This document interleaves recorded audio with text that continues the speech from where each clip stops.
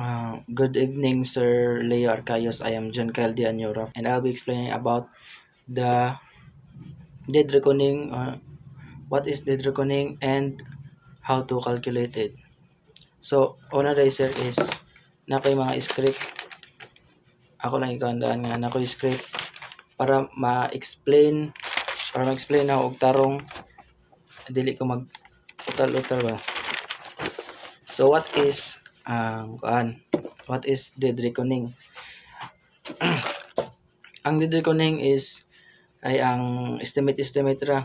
So gina-estimate nimo ang ay gantahay.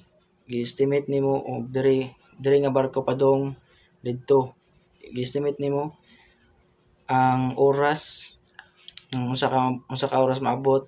Gi-estimate pud nimo ang distance. Pero need gyapon siya nga calculate. So saan di pag-calculate?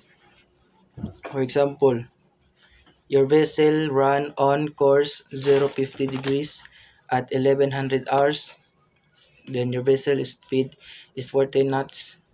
Calculate the distance run of the vessel at 1300 hours or alauna. So for example, morning barko. Then mao mong course 050 degrees og morning 1100 hours or 11. Then your vessel speed is 14 knots. Then i-calculate nimo ang distance nga dagan sa 1300 hours or launa. First is magamit ta og DST, distance,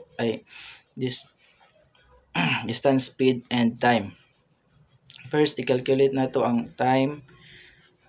Time is 1100 hours minus 1300 hours equals 13 equals 0 to 100 hours.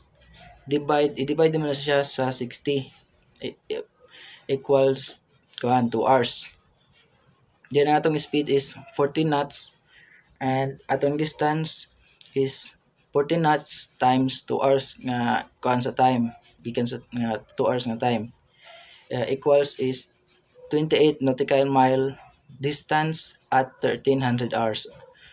So 28 nautical miles ang dagan nato is ang dagan nimo sa 11 sa alas 11 to alauna is 28 nautical miles. And more to.